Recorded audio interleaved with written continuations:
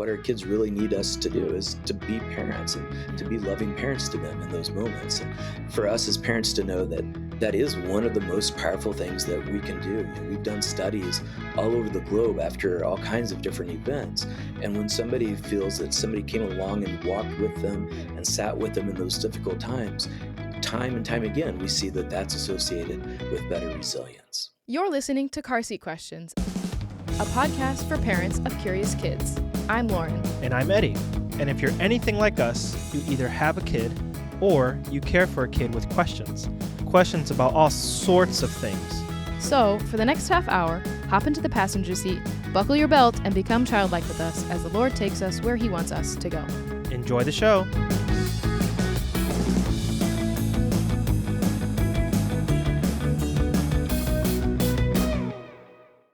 Welcome to this episode of CarSeat Questions. We are joined today by Dr. Jamie Aten. Thank you so much, Jamie, for joining us today. We're really glad to have you. We're going to talk about a subject that's not so fun and not so light as some of our other episodes. I came across this topic as I was researching for a radio program that I'm the producer on from Mornings with Brian at Moody Radio Cleveland. I was just doing some research, looking at articles after the Nashville shooting. How can we talk about this on air? How can we talk about it with our listeners and look at it from a biblical perspective? And I came across your article and I immediately sent it to our morning show host as well as our producer Emma. And I was like, this is really good. This is something we need to cover somewhere. Somebody take it because we need to talk about it somewhere in one of those places. So I first want to say thank you to you and your team for writing this article about how to talk to your kids about school shootings. And thank you for your just care and time of the subject. I know it's hard for a lot of parents to think about, and it's kind of easier to not think about.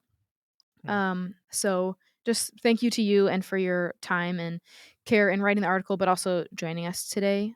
Before we get started, if you want to share with us a little bit about you, your background, what you do, and how you came to be writing about this subject. Sure. So I'm glad to be with you all today. I'm a psychologist, and I'm also the founder and co-director of the Humanitarian Disaster Institute at Wheaton College, and also co-founder of Spiritual First Aid, which teaches how to provide peer-to-peer spiritual and emotional care. Mm. So I've been doing work in the space of mass trauma, whether it's natural disasters, mass shootings, looking at civil conflicts around the globe. My colleague Kent and I, we were just in Ukraine not long ago doing Mm. spiritual emotional care. So we tend to do a lot of work in really difficult situations. But out of all the different types of events that I've studied over the last 15 years around the globe, I really think it's the school shootings that are the hardest to be able to deal with Mm. and to know how to navigate that, especially as a parent. So I think Yeah. it's also important to note that I'm a dad of three, and that's definitely something that's shaped the way I think and approach this type of topic. Yeah. It's hard to as parents, you're already so protective of your children, but then when you hear about these things, you're like, I'm never letting go of my child. They're never allowed to leave. But that's not healthy for them. It's Mhm. not healthy for you. And it's not like how the world works. And so I'm really looking forward to just talking with you more about this. Can you kind of give us a general overview of how we'll dig more deeper into your steps of how to talk to children about school shootings, but just a general overview of that. Like, how would a parent comes to you and they're like, I need to talk to my kid about this. This just happened at their school. What advice would you give them? I think the first advice would be to have them focus on what they also need to be able to care well Mm. for their child.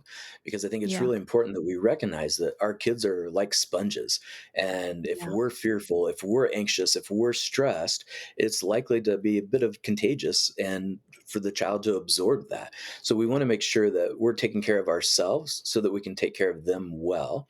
And then I think the other part of that is making sure that we remind ourselves and the child that we're their parents and they're the Mhm. child, and they don't have to take on a parental role. Mm. Because I think sometimes we accidentally do that to our kids, especially when we're feeling overwhelmed. Yeah. Yeah, I think that was something that stuck out to me immediately when I was reading your article was sometimes like it's not the child's responsibility, Mm-hmm. right? Especially like for our um like emotional health, right, or emotional responses to things and sometimes we put that on them, and that's not that's not their responsibility at all.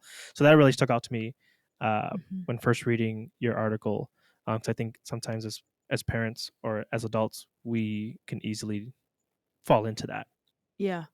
Yeah, especially in, like, a traumatic situation that's involving children, you're like, "No, you have to stay here, and you have to be with me, and we have to just, rely on each other," but they can't handle that, especially when they're younger in, like, elementary school, like these Nashville elementary school kids. In the article, you talk about one step that is to use appropriate language based on their developmental stage, which is kind of a lot of what we talk about in this podcast actually is how do we take different topics, spiritual topics, theological topics, and make them digestible for different age ranges. So can you share with us what that would look like in this instance, maybe for a elementary schooler versus like a middle schooler, just like the different types of language you can use for them? Sure. I think it really comes down to understanding like where are your kiddos at in their understanding of these events and Yeah.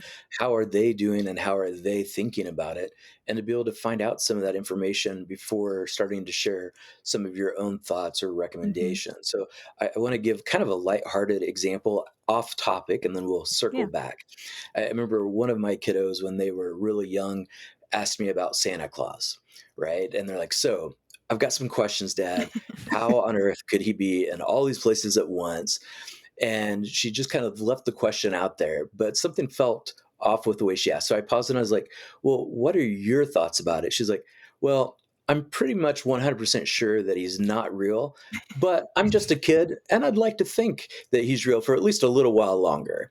Right? Mhm. So she really helped tell me exactly Yeah. where she was at and even what she needed from me in that moment. And I think on a more serious note, that's we want to take some of those lessons and apply it to this situation about checking in. Where are they at? What is it they need? How are they thinking about it? How do they understand it? And also to know that sometimes, like when these events happen, sometimes as parents, even if we don't bring it up, we maybe assume that our kids aren't aware, but they probably are. They've probably seen it Mm. on social media or they've had friends talking about it at school. So another thing too is to check in like, well, what have you been hearing about these things? Yeah, that's a good point. Is there what could be maybe a repercussion of not using the right language for your child, like at different ages? What could, be something that would maybe be not harmful, but maybe confusing to them if you don't use the right type of language for them? Yeah, and I think really, in terms of thinking about that appropriateness, that we want to be both optimistic but also realistic. Mm, As we have these tough conversations with our kids. But in terms of some of the challenges, if we aren't talking to them from where they are developmentally, that it may be that they don't actually just understand what we're trying to tell them at mm, all. So maybe we think we're giving helpful information and it's just not connecting with them. yeah. Another kind of problem that could occur here would be that we actually cause them to be a lot more anxious than what they actually are. So maybe we're providing too much information or too much detail that they just don't need at this point Yeah. where they are developmentally. And then the other challenge that I've seen that sometimes happens is that the kids will feel responsible in some way for Mm, things that are occurring. So, I think it's much more common, like you'll hear people talking about, like when there's a divorce and maybe the child internalizes that somehow they're at fault for what has happened. Mhm. mhm. That we also just need to be aware that sometimes our kids can internalize things. So, not necessarily that they would have caused a shooting, but maybe they could have done more to help a friend or so again we're kind of checking in and just not assuming we know where they're at. Yeah. Yeah. So what do you think is the difference with the way children are experiencing interpreting these events as opposed to adults experiencing and interpreting what's going on? Well, I think for a lot of kids that, I know a lot of children that just have that general anxiety about Mm, not if this is going to happen, but when is this going to happen? And so I think mm, kids are feeling it even more so sometimes than what we are as parents. I think also another difference is just our levels of understanding about what is occurring. That, as an adult, we also know, statistically, we can kind of look at those numbers and know that by and large our kids are going to be safe when they go to school and come back. But for kids, if all they're ever hearing or, Mhm. is about these events, Mhm. it'll also make it seem much more common for them, even though there has been a rise in their occurrences. So I think even just kind of be able to decipher out about, the reality of where things are at, how safe or not safe are they, those sorts of issues. Yeah. We're going to link your article into our show notes so that our listeners can read along with that too. And I think the most of it was talking about it after it happens and how to, kind of come back into the center, into your family and talk about it afterwards. Is there anything that would differ in how to prepare your kids before it happens, or it's never happened to them, but how to talk to them in preparation for, like, "Hey, I know you've been seeing a lot about it. We've been seeing a lot about these things. It's everywhere on news." How can you talk to them to, like, prepare them in advance for it if it were, to happen? Mhm. Well, I think actually, Lauren, just the way that you even asked that question as an example is exactly what I would recommend. Just sitting down and having a conversation of opening it up like we would maybe any other difficult Mm, conversation. That, this isn't the type of thing that you want to just spring on, while you're having lunch, yeah. out and about at a restaurant, but maybe to let your kids know that, hey, I would like to set aside some special time for us just to talk about as you're maybe wrapping up the school year or going into the new school year. That I Mhm, know there's been a lot of challenging things that have been happening in schools. And I, as a parent, would like to just set aside some time for us just to be able to talk openly about any concerns that you have, as mhm, well as some of the concerns that worry me at times. Yeah, so about a month ago, I was having a conversation with a group of people, and in the group, we're kind of a mixture of either soon to be parents, right, or myself, who mhm, we have, almost 3-year old and a baby on the way, and then some who already have children. And somebody asked me, it's like, "Oh, Eddie, are you and Lauren planning to put Trey into school?" And Laura and I have talked about it, and we're like, yeah, like we would want to put him to school. There's a lot of stuff happening right now in our life that we're not gonna like. We're gonna be living in a new place really soon, so we hadn't talked about what kind of school yet. But I think the general idea was that we would, put our children in school. And an immediate response I got with that was just kind of like, wow, you're gonna put your kids in school? Like, well, I'm not gonna do that because of all these, shootings that are happening, and we're just gonna homeschool. And so my question mm, for you is, so I want our listeners to know that I understand and validate the mhm, fear, right, that's behind that response 100%. But on the flip side, the reality is that that's not an option mhm, for some parents in terms of just resources, right, or like mhm, financial implications. That's just mhm, not possible. So, what would kind of be your maybe word of encouragement or kind of like response to that idea of like, well, what do we do now when we think about putting our children in school? mm, Yeah, I think you want to try to make a wise decision and take into account all of those things that you talked about, both about, what is it in terms of resources that we may have or don't have, how do we think about schooling and education, and, Mm, what's going to be best for our child and for our family overall. That in the same way we would make any major decision that involves our children, I think we want to approach it with that same level of care and openness. And when it comes to the parents interacting, I think that's a really good example there about how, as parents, we need to care for one another as well, mm, right? mhm. The friends or people that you were talking about were sharing some real concerns that they have, and so I'm glad that you were able to be a part of a conversation with them, and having those people that you can go to talk through those fears and concerns are really helpful, so that we don't start having some of these same types of conversations with our children. The conversations we mm, have with our children need to be very different than those that we have with peer to peer. Yeah, and I think that conversation was just so vivid in my mind because at least growing up in our family, like homeschool wasn't an option for us, mhm, So like I resonated with that. It's just like, well, like sometimes that's not everyone's reality, right? Where we can just decide to do something just because we like may be able to do it. Like we had no choice but to like actually attend school. So um yeah, I thought it was just a very interesting conversation, and like you mentioned, I'm glad that we had it because it mhm. just gave all of us, I think, a lot just to think about, and it gave us an opportunity to care, for one another without bashing one another about what Yeah. we want to do in terms of our child's education. Yeah, and I think, like you said, Jamie, sometimes for the kid, maybe homeschooling isn't the best option for them, or even for the parent. Like, what if that's not their gifting, and or they're having a hard time with it, or the kid just needs, something else, someone different, someone new to teach them. It's just sometimes you just don't always have that opportunity. And I think I'm also learning to have a lot of grace and being open-minded of like, hey, parents and families have different like options and resources, and they have to do it like the best they can with those things and make those decisions, because like shootings don't just happen at schools.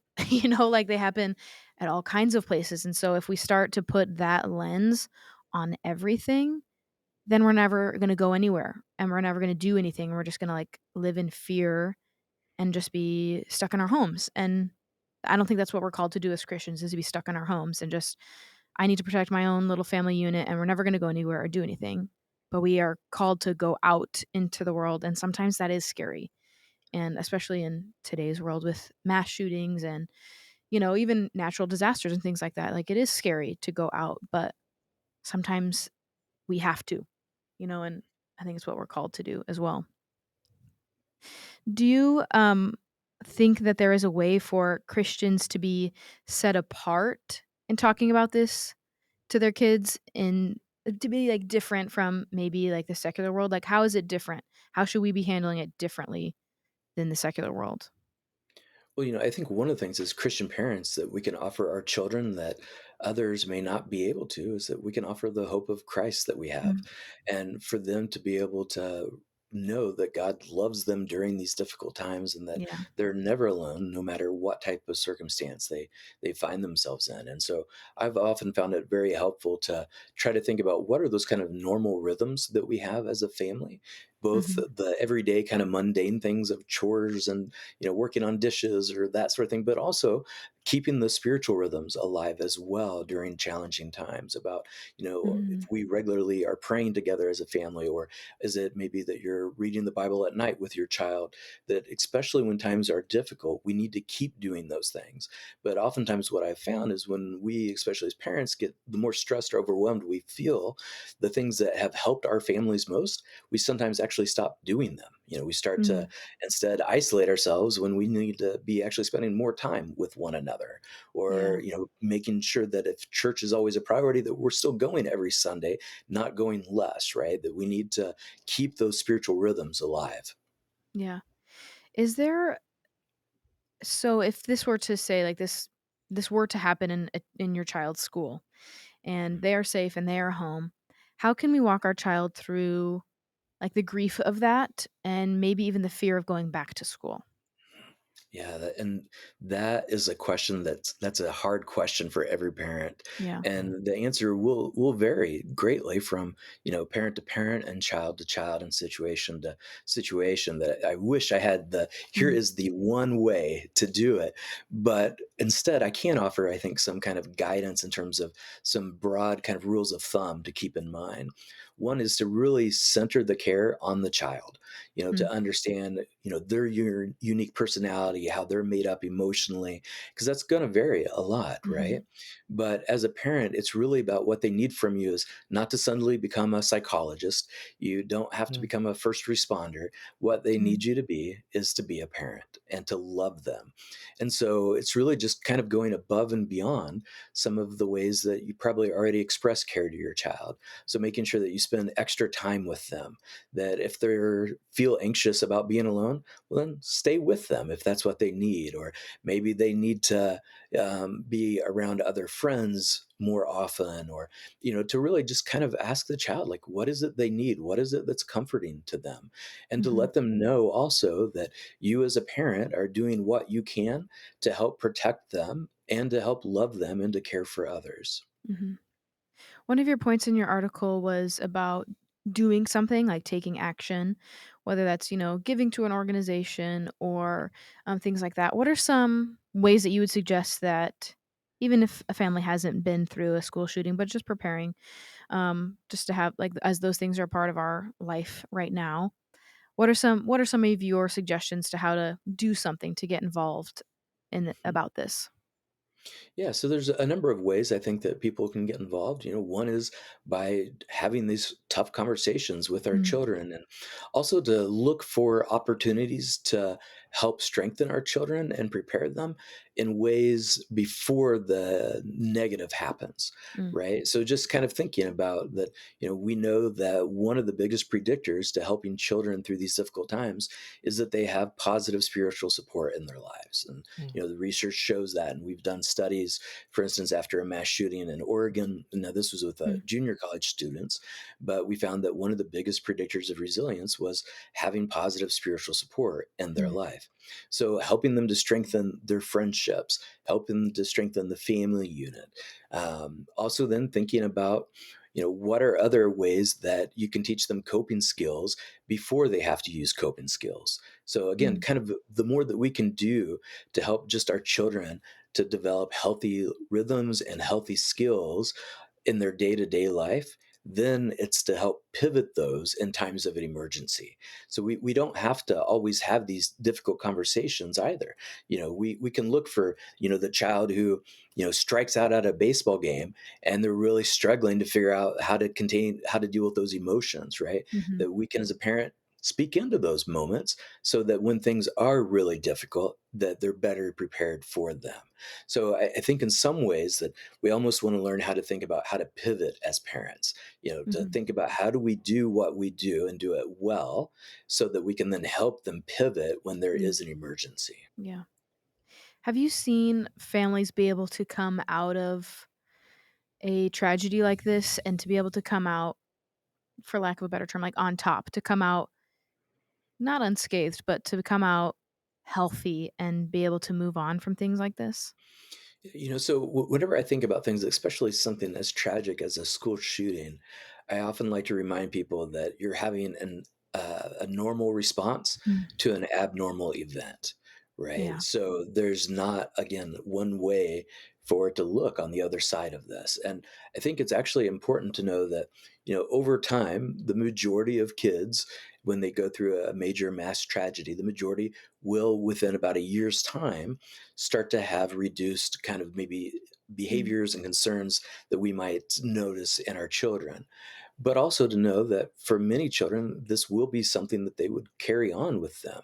mhm, But the more that we can do to provide these positive experiences, so there's been a long ongoing study called the ACEs research, and it stands for adverse experiences within kids.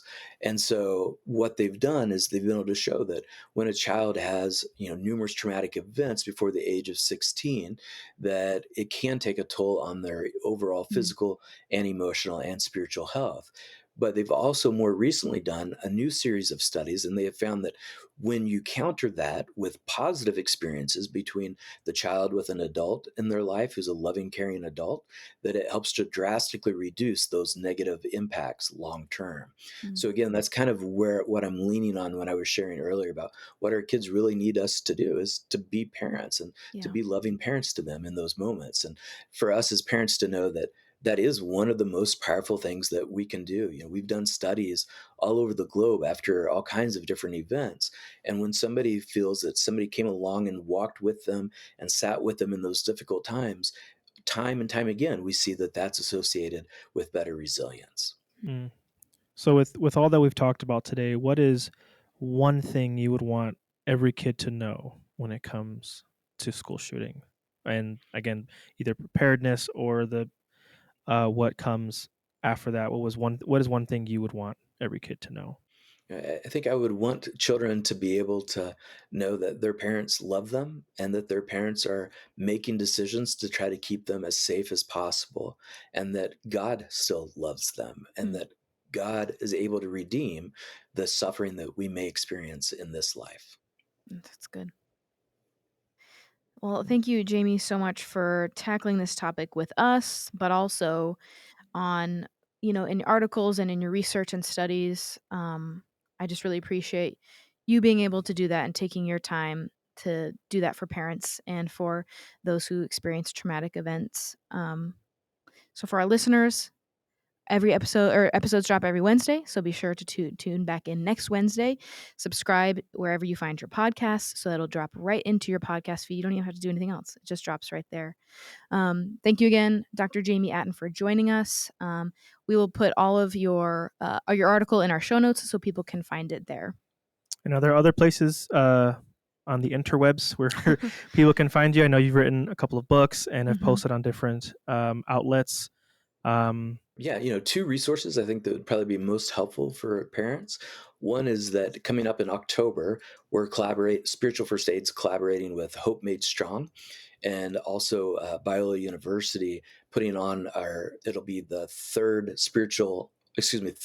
Church Mental Health Summit. And so it's a free online summit. So we had around 5,000 people register for that last year. So it's a free resource. There's 50 speakers that'll be there, and you can go ahead and register now if you just go to Church Mental Health Summit and look for that online. Another place is to check out Spiritual First Aid. So if you go to spiritualfirstaid.org, at the bottom of the page, you can actually download a free resource that helps guide you through what to say and what not to say when helping others. That's very cool. Well, that's awesome. Jamie, thank you again so much for joining us today. With all of our episodes, we like to end with a benediction. So if you'd please join us in that. To him who is able to do far more than we can understand, may he give us the wisdom to raise our children to first love God above all else and love others as themselves. Go in peace. Thank you, and thank you to our listeners. We will talk to you next week. Bye. Thanks for joining us this week on the CarSeat Questions podcast. Be sure to like, subscribe, and comment, and just let us know what you thought. Be sure to follow us on YouTube, wherever you find your podcasts, Instagram, TikTok, basically anywhere, and drop your comments below about what you thought about the episode.